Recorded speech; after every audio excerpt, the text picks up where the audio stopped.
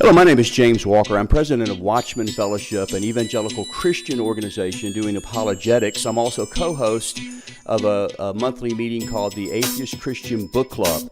And with me today is Aron Ra. Aron Ra is an author, activist, a thinker, and a well-known atheist in the area, nationwide actually. And he's the president or the CEO of a nationwide organization. I resigned from that position when I started running for the Texas State Senate. That's right. So you were president of the Atheist Alliance of America. Atheist Alliance of America, which I believe is like one of the oldest nationwide groups of its kind. Quarter of a century.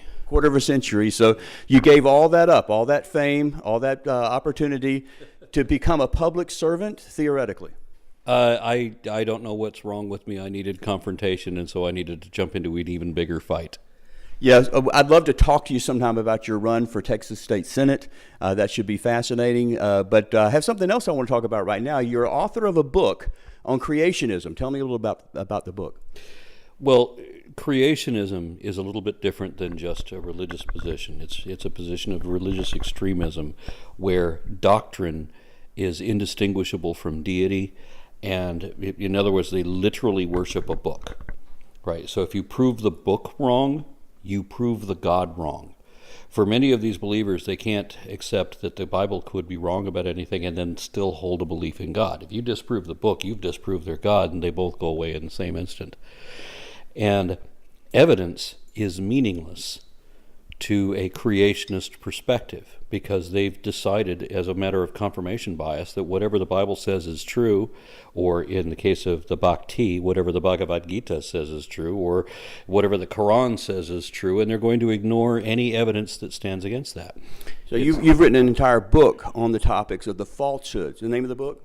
The Foundational Falsehoods of Creationism. And when did it come out? Came out in November of last year, 2015. 2016.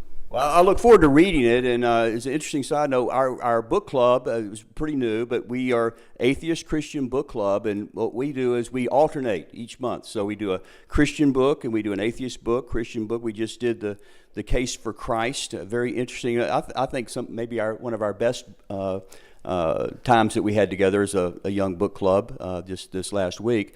But we talked about doing your book.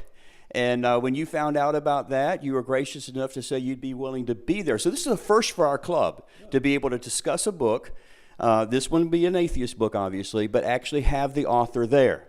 And so you're going to go easy on the Christians, right?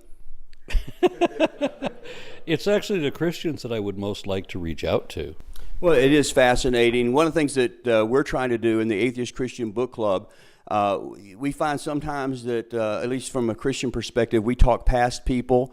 Christians are, we're supposed to have answers for the reasons of what we believe, but oftentimes we have answers to all the questions people aren't asking, So unless we are actually able to sit down and talk with and become friends with our atheist neighbors, how can we learn anything? And that's outstanding, by the way. I mean, I applaud that you do that. Because it's something that we don't see, certainly not in Texas do we ever see any of that sort of thing. I mean, we see way too much of dichotomous dualities and othering other people, and there's very little attempt to try to see anything from anybody else's perspective. So, well, we're trying to dispel some myths in our club. It's a small group, but we're trying to say, hey, not all Christians are mindless idiots, and perhaps not all atheists are angry haters. Coincidentally, I remember running into this woman who identified as an atheist, and I asked her some questions about the Bible. She says, "Oh, I never read it." And I'm like, "Well, how could you be a proper atheist if you haven't read the Bible?" Yes, well, all ideas should be discussed. And I tell some of my friends, I know you just got through taping for some upcoming programs for the Atheist Edge. Both the co-hosts, Sam and Jim, are friends of mine. And what we've talked about is, hey, even though we're on opposite sides of the issue, at least we agree, this is the issue. And it's something that's worth talking about, and it's we're trying to experience and model that even if you're on opposite sides of the issue, you can be respectful and you can be friends. You can be. I have problems with that. Well, we'll try to remedy that when you're a guest at the Atheist Christian Book Club next month. And again, the book is the Foundational Falsehoods of Creationism, and I guess that's in good bookstores everywhere. Or how would you get that? So far as I know, it's only available on Amazon. I haven't walked into a bookstore that happened to carry it yet. Even my public library doesn't have it, which I'm remiss about.